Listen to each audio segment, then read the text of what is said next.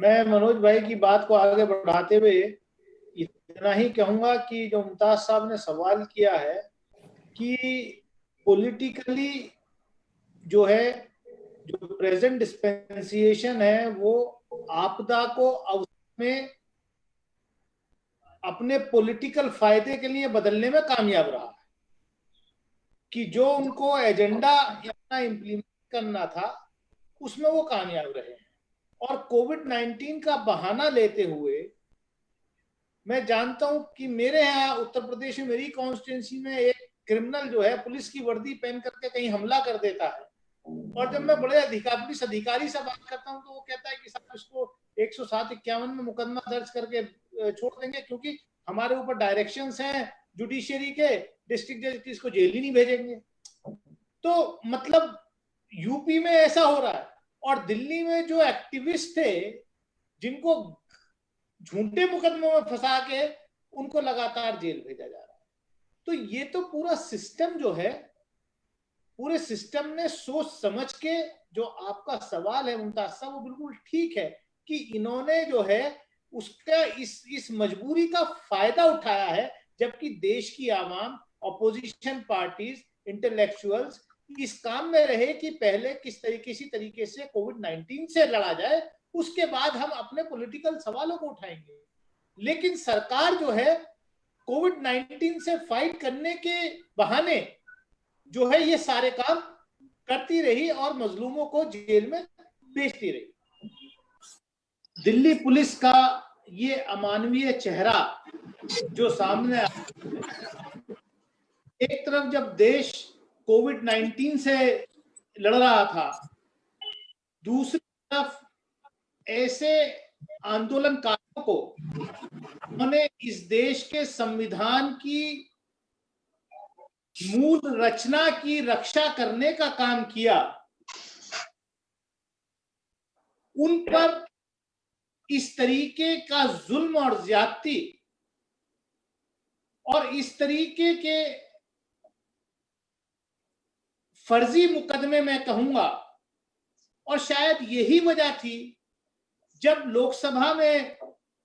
मैं पहले सेशन की, जब ये यूएपीए का अमेंडमेंट बिल आया तो विरोध किया था और एग्जाम्पल दिया था कि किस तरीके से ऐसे मिसयूज होता है। और अमरोहा में भी ऐसा ही हुआ था 2018-19 के 18 के दिसंबर 19 की जनवरी में, कि वहां को उठाया और क्लेम किया कि साहब जो ट्रैक्टर का जैक और वो बनाने वाले लोग उससे रॉकेट लॉन्चर बना रहे थे और उनको उठा करके बंद कर दिया। बाद में कोर्ट ने जो है उनको रिलीज किया। तरीके का देश की राजधानी में खासतौर से जो पीसफुल, और मैंने बात को कहता हूं कि जामिया मिलिया इस्लामिया की बुनियाद ही आजादी के आंदोलन से डली थी, और महात्मा गांधी का जो नॉन कोऑपरेशन मूवमेंट था,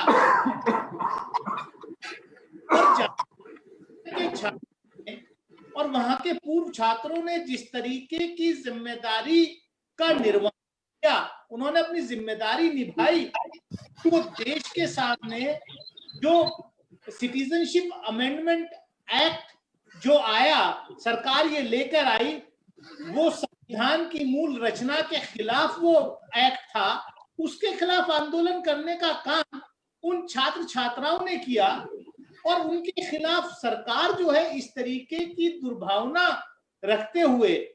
बजाय कि उन लोगों के खिलाफ सरकार कार्रवाई करती, दिल्ली पुलिस इंट्रोस्पेक्ट करती कि लाइब्रेरी के अंदर घुस करके जिस तरीके की फुटेज आई, उस फुटेज को आने के बाद सामने देश और दुनिया के सामने आ गया कि किस तरीके के जुल्म और ज्यादती लाइब्रेरी के अंदर छात्र छात्राओं पर हुई। क्या इसलिए दिल्ली पुलिस ने यह काम किया कि उन आंदोलनकारी छात्र छात्राओं को उठा करके बंद कर दिया, कि उन्होंने दिल्ली पुलिस के उस इनह्यूमन एक्ट को जो है उजागर करने का काम किया था, कि उनको पहले ही डिफेंसिव पोजीशन पे ले आए? देखिए, ये देश के लिए देश की जो फ्रीडम है आम आदमी की, उस पर ये कुठाराघात, ये नहीं बाद में खा लेता हूँ। इसका हम एज अ पार्लियामेंट और सारे जितने हैं इस देश मनपसंद और जमहूरियत में, डेमोक्रेसी में यकीन रखने वाले लोग हैं, वो इसकी मजम्मत ही नहीं करते। तो ये जुल्म और ज्यादती छात्र छात्राओं के साथ हो रही है, उन आंदोलनकारियों के साथ हो रही है, उनकी सॉलिडेरिटी में हम केवल खड़े ही नहीं होंगे, बल्कि ये कोविड-19 के जो रिस्ट्रिक्शंस हैं ये जरा थोड़े खत्म अब होने पर आ रहे हैं, इसको हम जॉइंटली इसके खिलाफ हम जो है सारे पार्लियामेंटेरियंस जो यहाँ हैं और दूसरे लोग मिलकर के उनके बचाव में, उनकी रक्षा में हम लोग उतरेंगे, ऐसा मेरा मानना है। बहुत बहुत शुक्रिया। नेशनल दस्तक की आपसे गुजारिश है कि अगर इसको बचाना चाहते हैं तो नेशनल दस्तक को सब्सक्राइब करने के लिए रेड कलर के सब्सक्राइब बटन को दबाएं, फिर बेल आइकन की घंटी दबाएं। नेशनल दस्तक को बचाने के लिए बहुत ज़रूरी है कि हर खबर को शेयर करें, लाइक करें, कमेंट जरूर करें।